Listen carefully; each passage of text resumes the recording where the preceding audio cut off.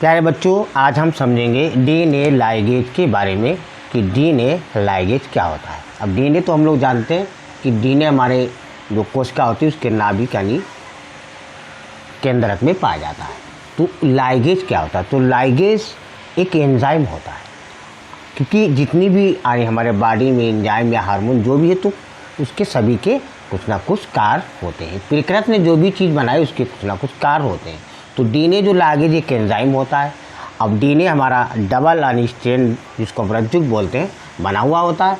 तो जो डीएनए के अलग टुकड़े होते हैं, जो टुकड़ों को एक साथ जोड़ता है लाइगेज एंजाइम, जिससे फास्फोडाइएस्टर एक बंध बनता है। बंध मतलब बांधना, जोड़ना, बॉन्ड जिसको बोलते हैं।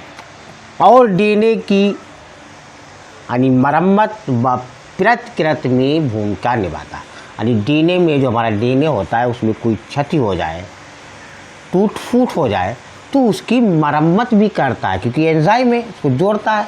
अभी जैसे अब कोई चीज़ हम लोग यहाँ टूट जाती है तो फेविकॉल से हम लोग जोड़ते हैं। तो फेविकॉल की तरह अब इसमें अब किसी वस्तु को तो हम जोड़ते हैं, जैसे ये हमारा मार्का टूट जाए तो उसको जोड़ दे तो जुड़ जाएगा। लेकिन जो डीएनए का जो टुकड़ा होता है उसको ये लाइगेज एंजाइम जोड़ता है और जोड़ने के समय मतलब फास्फोडाइएस्टर बॉन्ड बनाता है और डीएनए की मरम्मत व प्रतिकृति में भूमिका निभाता है। डीएनए में कोई क्षत मतलब टूट फूट तो उसको ठीक करता है कौन? यानी डीएनए लाइगेज।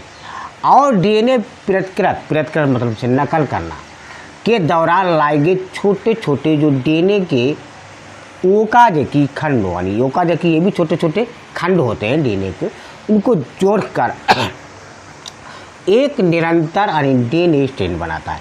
ये खंड जुड़ते जाते तो एक खंड यानी स्ट्रेन यानी रज्जुक, जिसको हम रज्जुक बोलते हैं, ये बन जाता है। और जैसे हमारा एक कपड़ा है, अब ये कपड़ा ये धागे से मिलकर बना है। अब एक धागे को हम कपड़ा थोड़ी बोलेंगे, तो इसमें तो कई धागे हैं। तो इसी तरीके से छोटे छोटे खंड यानी मिलते हैं जो ओकाज़की खंडों को जोड़कर एक निरंतर यानी स्ट्रेन, जिसको हम रज्जुक बोलते हैं, बनाता है। बच्चों ये संक्षिप्त में यानी डीएनए लाइगेज यानी एंजाइम होता है, उसके कार्य है। बच्चों लाइक, सब्सक्राइब, कमेंट और शेयर जरूर कीजिए।